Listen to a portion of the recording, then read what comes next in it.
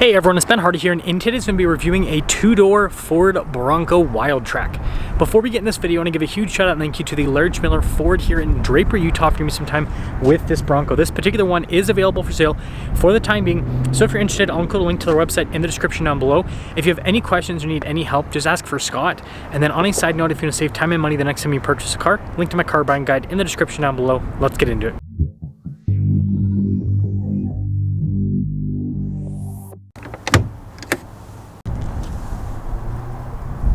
Under the hood, we have a turbocharged 2.7 liter V6 that goes through a 10-speed automatic transmission. Fuel economy 17 around town and then 17 on the highway, with power outputs being 330 horsepower and then 415 pound-feet of torque. Now, before we move forward with this review, I do want to mention, if you want to see more videos just like this, then I recommend you subscribe because I post content every single day. So starting with the hood, you guys can see Wildtrak there on the decal. It's pretty cool. Of course, you got the mirrors attached to the body work so that, or the body rather, so that you can take off the doors, still have mirrors. This one's finished in carbonized gray. It's a pretty cool metallic gray paint job. And then you got the Bronco headlights, which again have that retro design. Notice the grill's all blacked out, but then the Bronco logo is white, so it really pops out. And of course, with the Wildtrak, you do get this upgraded modular bumper. You can see the recovery points there, and then you got some protection underneath as well, skid plate protection, but you got that big bash plate, which makes sense because it's a high-speed off-roader. So putting it all together, it has that cool retro Bronco design. Now around the side here, our tire wheel setup is 315 by 70 by 17 in the front, and over in the rear you can see the wheels completely blacked out. Really cool design. Solid tread pattern on these tires as well. Now the cool thing about the Wildtrak is you do get Fox shocks with this. This is the only Bronco outside of the Raptor that has Fox shocks from the factory. Anyways, here's your full side view. The two-door looks so cool. You can see the Wildtrak badge there on the side as well, and look at the big chunky fender flares and everything. It's just a cool design. Now taking a look at the key fob, we have our lock and unlock function. We got the remote start function here as well as the Bronco logo. And then popping into the back, you can see with the tailgate, it's got multiple compression points, pretty easy to open. Got the window as well.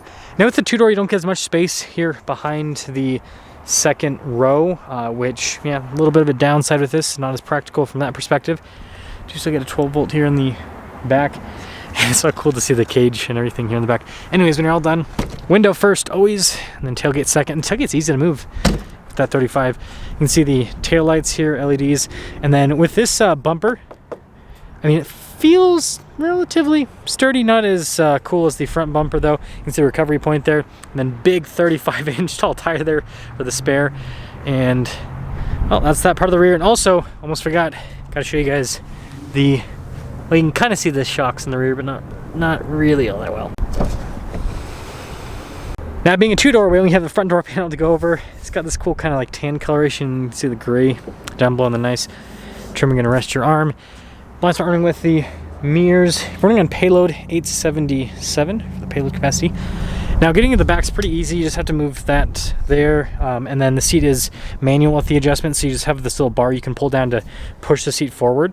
And with that, we can see the back seats, which have that cool design with the black and the tan. It's pretty similar to a two-door Wrangler in terms of the space.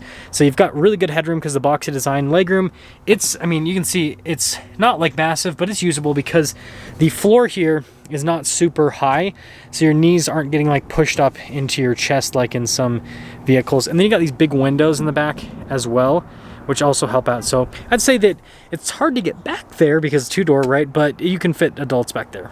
And then you can see the front seat has the same design here with the coloration, and it's all manually adjustable. Got all of your light controls here, like the random blue there, Bronco with the nice grab handle.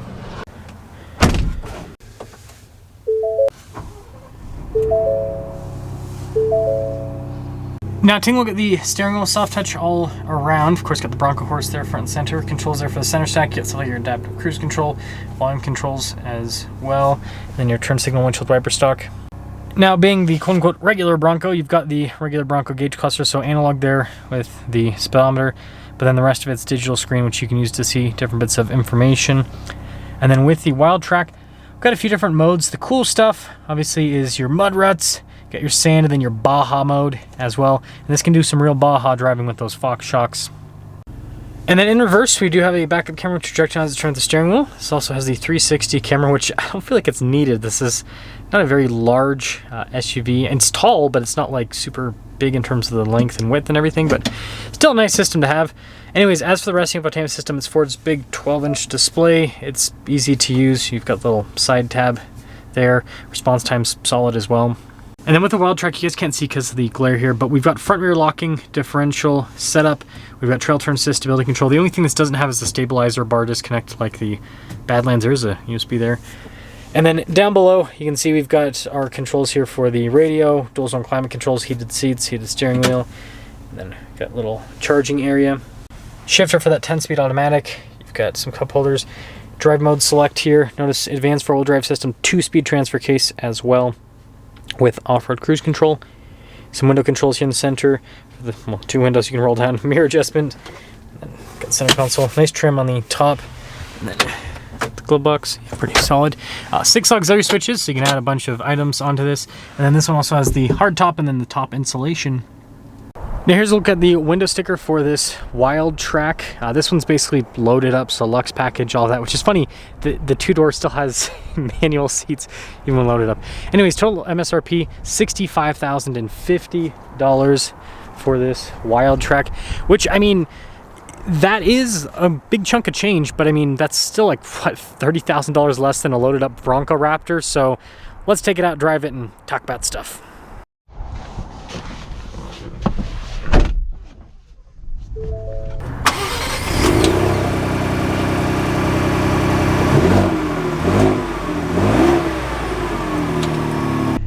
Well, let's talk about visibility before we set off. Here's visibility over the hood, both the mirrors, dual blind spot room, through the rest of the rear.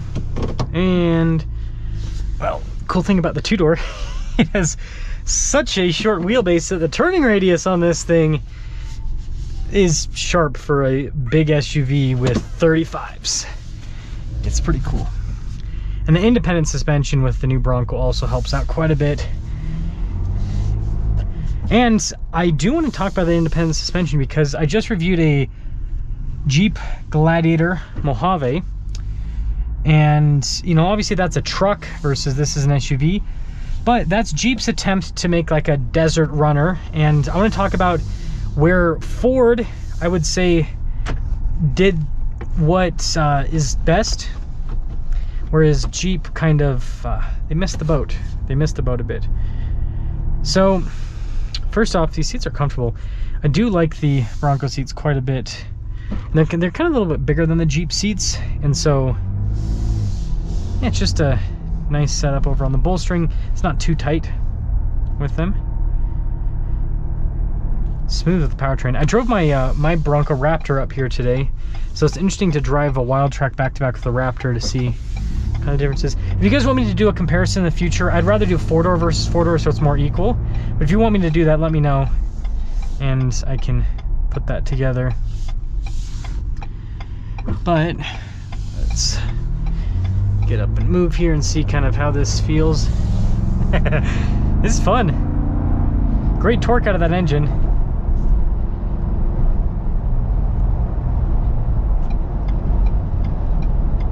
Very windy today, and the top insulation does a good job, but you can still hear the wind noise with this. Again, it is a block of cheese. But yeah, it's smooth. What I will say is on road, there's not a huge difference in terms of how this drives compared to a regular, like a Bronco with the Bilstein position sensitive shocks. When you go over big bumps, that's where you do feel the difference with these shocks. But yeah, just like on pavement like this, it's not really all that noticeable, frankly. And that's, you know, usually with shocks like this, that's kind of the thing, is most of the benefit you get out of them is on the dirt, not on the pavement. But yeah, it drives well though. For like a 2-door vehicle, in terms of ride quality, it's actually really good. Well, let's get our acceleration here. This engine feels so monstrous in this little 2-door Bronco. Again, 330 horsepower, 415 pound-feet torque. That is just solid power figures in general, but you know, for a small 2-door vehicle like this, it is really impressive.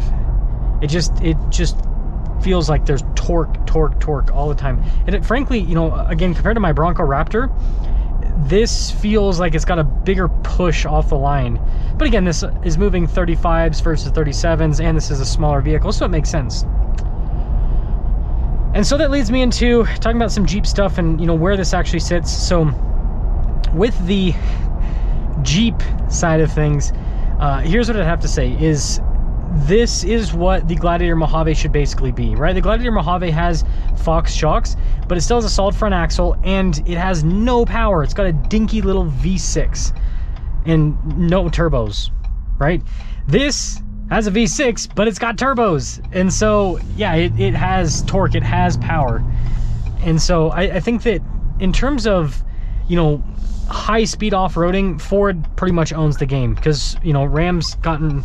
They're killing the TRX, and so you can get the F-150 Raptor, you've got the Bronco Raptor, and, you know, those are expensive vehicles, and so if that doesn't fit within your budget, this isn't going to be as capable at high-speed off-roading as a Raptor, but it's still going to be really capable. The reason why it's not, the shocks, right, they're not as advanced, right? They're not automatically adjusting like the Raptor shocks, and this doesn't have as much travel. I think this is like 10-11 inches of travel, whereas the Raptor is like 13. So this still is solid, but it's not going to be able to handle as much as the Raptor. But for what 99.9% of people would take this through, that take this off-road, this will be able to do more than enough.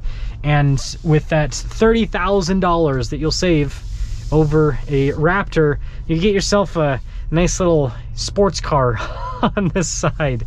So let me know what you guys think about the two-door Wildtrak, but it's a pretty cool vehicle. And I guess the last thing I will say is, the only downside I see with the two-door over the four-door is just stability off-road. This is not going to have as much stability off-road as the four-door because the shorter wheelbase.